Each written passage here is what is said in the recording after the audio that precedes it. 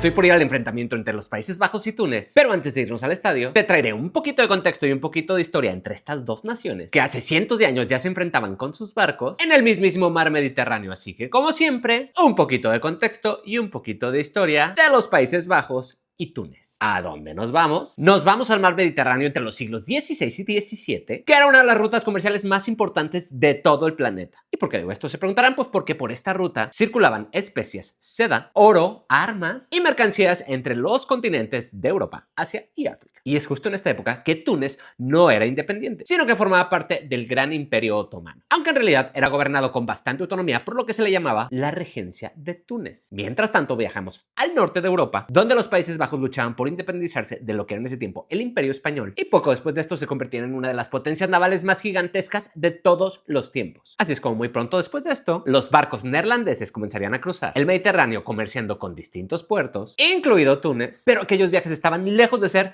un viaje seguro. ¿Y por qué digo esto? Se preguntarán. Porque además de comerciantes, este mar Mediterráneo también estaba lleno de corsarios, de marinos armados, que prácticamente atacaban lo que eran estas embarcaciones, capturando sus mercancías y capturando también a prisioneros. Es justo aquí donde comenzarían los ataques. ¿Y de cuáles ataques hablo? De los llamados corsarios de Berbería. ¿Quiénes eran estos? Pues eran marinos autorizados por los gobernantes de ciudades como Túnez, como Argel y como Trípoli, para atacar a lo que son los barcos enemigos y así poderse quedar con gran parte del botín. Así que durante siglos, estos personas de Túnez interceptaban lo que eran estas embarcaciones, capturaron muchísima mercancía y capturaron a muchísimos prisioneros que después eran vendidos o intercambiados por rescates. Y los Países Bajos, ¿dónde figuran aquí? Se preguntarán, pues en este momento los Países Bajos ya figuraban como una de las mayores potencias comerciales del mundo, pero con este paso comenzarían a perder lo que son barcos, marineros, mercancías. Así es como muchos de estos marineros comerciantes neerlandeses pues preferían evitar lo que eran las costas del norte de África. Pero aquí hay un detalle importante. ¿Y cuál es este? Se preguntarán. Que no todos los historiadores consideran a estas personas unos simples piratas, porque muchos de estos actuaban con una autorización oficial,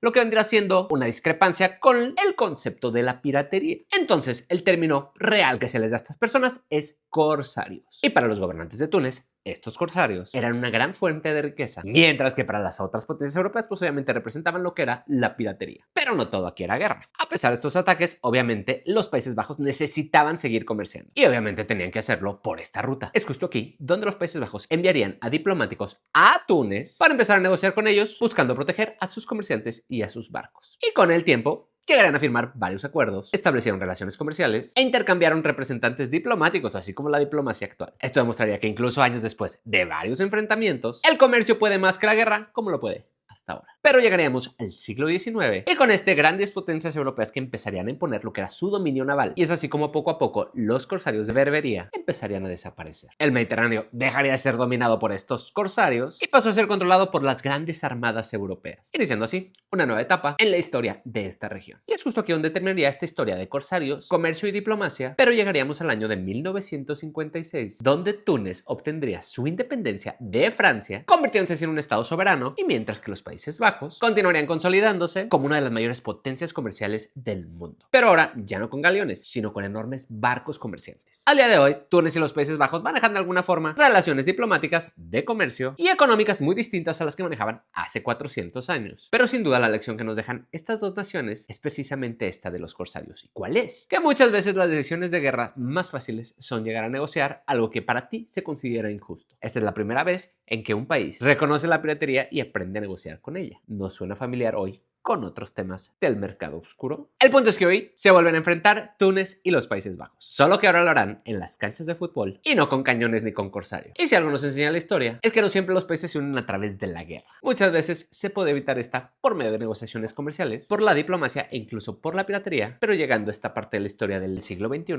también se pueden unir por el fútbol. Así que acompáñenme al estadio y veamos cómo les va a estas dos grandes naciones del mundo. ¡Vámonos!